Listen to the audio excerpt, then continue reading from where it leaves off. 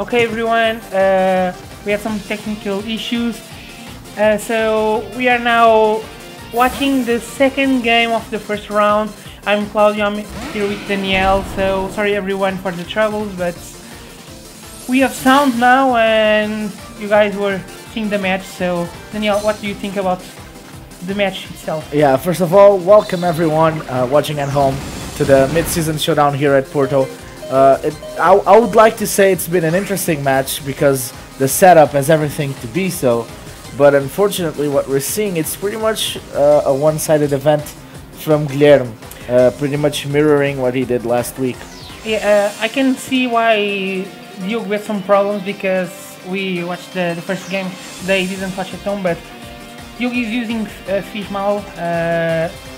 The team itself has some problems with Sun, and the moment Diogo saw Charizard, just assumed it was Charizard's Y and not. And yeah, and that thing that I said, it's super easy to assume it's going to be Y, but if then the X comes out, you're gonna misjudge it, and this happens. Yeah, that probably gave Diogo some problems, and he made the wrong leads on both games, sort of. And then just took the advantage of it, and it's doing really well. Diogo is struggling, but there's still room to recover. Yeah. If you look at it, we just saw flinching on that Charizard. But although Diogo is in a bad position, he still has time to turn around the game. It's still just match 2, so it's still a lot of things can happen. If he can win this game, he can bring, and now he knows it's yeah, now knowing X. That it is a Charizard X, he can go to game 3 and try to play it differently. Exactly. So everything depends on how he's going to try to turn around this, because that third lead, critical hit on Porygon 2 was massive. Yeah, that Pori was gone. Oh, is the wide guard. Is you going for the rock slides? Oh no, he's going for the he's going for Ice Punch, so pretty cool read there. Probably it's still natural damage because Fire Dragon. Yeah, but still, it's better than using again the rock slide and failing. And then went after the Mungas that switch out for the Incineroar and going to trigger the berry. Yeah, going to trigger that berry, recovering some health. So Diogo is pulling this around, so it just needs to be careful. That Charizard is not in a good position.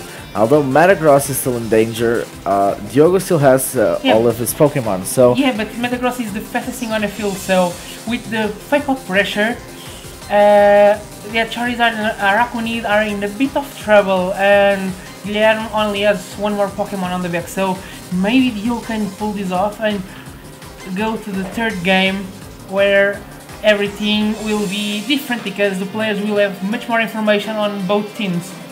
Yeah, definitely, and even though because both of these players are super experienced, we have Guilherme. If Guilherme wins today, he's going to Worlds. So yeah, everything is on the spot for him. That's the level of focus that he is on today. We saw how ruthless he was last week, but today it's going to be that tenfold because he needs this win. It's his last chance to qualify in Portugal. Oh, another critical hit. Damn. But now the Tapu Koko is the fastest thing on the field, and Diogo needs to be careful because a Thunderbolt on that Mega Metagross, it's just going to pick that knockout, and then Diogo might be in the pinch. He needs to be really careful and study what he's going to get rid of first. If it's Araquanid or Tapu Koko, because Araquanid can check Incineroar, but Diogo seems like he's maybe going for the safe play. Yeah, protect and then Rage Powder, because probably the Dazzling Gleam is not enough to pick up the knockout. Oh, we're going for a Z move. The Z move through the protect might just be enough. Might be enough to get the knockout. Exactly. So this was a super safe play by Guilherme. Let's just see if it's... Yeah, it is a safe play because he needed to get that Metagross out of the field, so he's risking it, but at the range oh no, he's going for a Munga slot. Oh, and that's not something you want to see. So it was possibly going to get to try to get the knockout first on the on the Incineroar, but at the same time Incineroar didn't have much health left as well, so a Z move on that slot wouldn't make any sense. Cloudy, what yeah, you see probably from it? the best move was the Z move on Mega Metricross, because now I don't know if Dazzling Gleam is enough to pick up the knockout, and Amogus can just go for the Rage Powder, and that might be really problematic for Guilherme. And here it is, Rage Powder, and let's see if Yugi is going for the Rock Slide or for the Ice Punch. Now he's going for the Iron Head. Oh, and on the Araquanid gets the knockout. Nice predict. It was a really great predict by Diogo. Guilherme went after the Protect to try to get Amogus in range, possibly of the Dazzling Gleam or something, so he can then target the Metagross. And right now Diogo can just probably Rock Slide and Rage Powder for the win. If he doesn't miss, and if the Dazzling Gleam is not enough to pick up the knockout, we are going to see a game 3. Yeah, but we cannot rule Diogo out, even though he was at a misadvantage at the beginning, and looks like Guilherme just he played really well. Yeah, and Diogo is a great player, although he's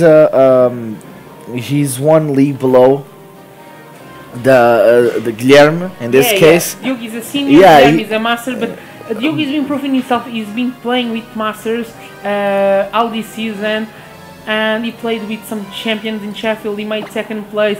He's going to Worlds with a pay trip. Yeah, already on the top 16 of Europe. So yeah, some technical issues.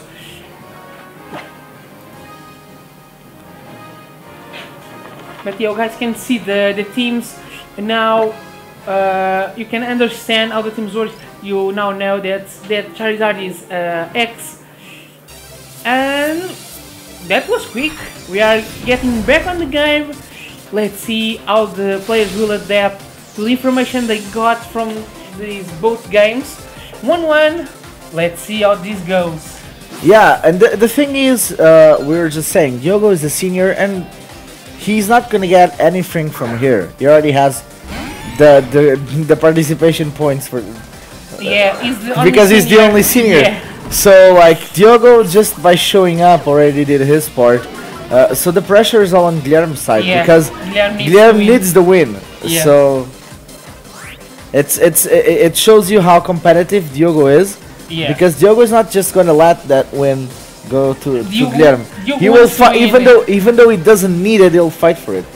Exactly, and he's already training to probably the next season in Valencia. Diogo is pondering going to Valencia, the special there, and he wants to get his first big tournament as a master to be a really good tournament. So he's really like, I need to try and give my best, and to not speak about Worlds, because after Valencia in August we have Worlds, and he needs every bit of training possible to get Worlds and do a very good prestation there and show off what Portugal can bring to the table. Yeah, it will be the first time that we'll have representatives on the on two different exactly, masters and seniors. Now we are only missing juniors. Maybe next year. maybe. So that's why we're always saying, if you guys want to try out, if you have little brothers, little sisters, if even your cousins want to try out Pokemon, come to our tournaments. They're totally accessible. Exactly. Yeah, and there's no fee involved in it. It's just bring your DS or Switch, probably, if you wait long enough. Not in this next season, but if you wait long enough, yeah. 20. And come join us and try out. Exactly. Daniel, you saw the switch and the fake out on Coco, the ice beam on the Mungus. What do you think Guilherme is thinking that he needs to do? Guilherme right now is not going to be as proficient attacking as he was in the last game, because he no longer has that advantage, that 1-0 advantage. Oh, do you saw that knockoff on and again, the ice 2 beam is always something that...